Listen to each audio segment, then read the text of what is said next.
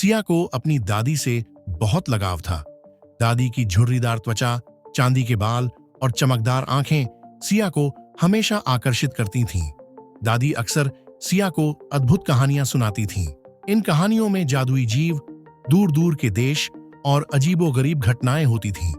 सिया इन कहानियों को सच मानती थी और दादी को एक जादूगरनी समझती थी। एक दिन सिया ने दादी से पूछा, दादी, आप इतनी अच्छी कहानियां कहां से सीखती हो? दादी मुस्कुराईं और बोली, ये कहानियां मुझे मेरी दादी ने सुनाई थीं। वे बहुत पुरानी हैं, शायद हजारों साल पुरानी। सिया और भी उत्सुक हो गई। दादी, आपकी दादी भी जादूगरनी थी क्या?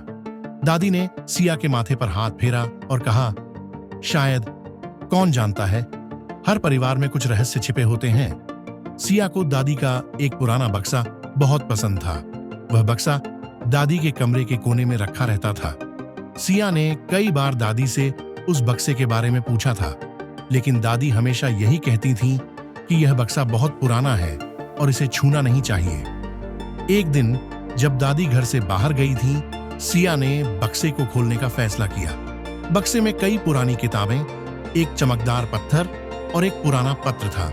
सिया ने पत्र को खोला और पढ़ने लगी। पत्र में दादी की दादी ने लिखा था कि यह पत्थर बहुत खास है और इसे संभाल कर रखना चाहिए। यह पत्थर किसी भी इच्छा को पूरा कर सकता है। सिया बहुत खुश हुई।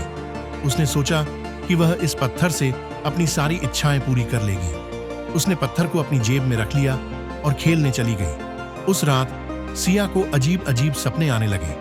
उसे लगा जैसे वह एक जंगल में खो गई हो और चारों ओर अजीब अजीब जीव घूम रहे हों। सिया डर के मारे चिल्ला उठी और जाग गई।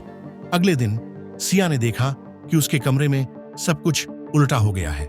किताबें बिखरी हुई थीं, खिलौने बिस्तर पर पड़े थे और खिड़की टूटी हुई थी। सिया बहुत डर गई और दादी को बुलाया।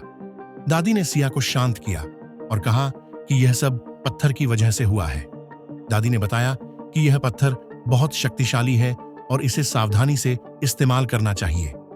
अगर इसे गलत तरीके से इस्तेमाल किया जाए तो यह नुकसान भी पहुंचा सकता है। दादी ने सिया से पत्थर वापस ले लिया और उसे समझाया कि इच्छाओं को पूरा करने से हमेशा खुशी नहीं मिलती है। सच्ची खुशी तो दूसरों की मदद करने और अच्छे काम करने में होती है। सिया ने दादी की बात मान ली और पत्थर को दादी को वापस दे दिया। उसके बाद से सिया ने कभी भी कोई अजीब घटना नहीं देखी। सिया ने सीखा कि रहस्यमयी चीजों को छूना हमेशा सही नहीं होता है और हमें अपनी दादी की बातों को मानना चाहिए।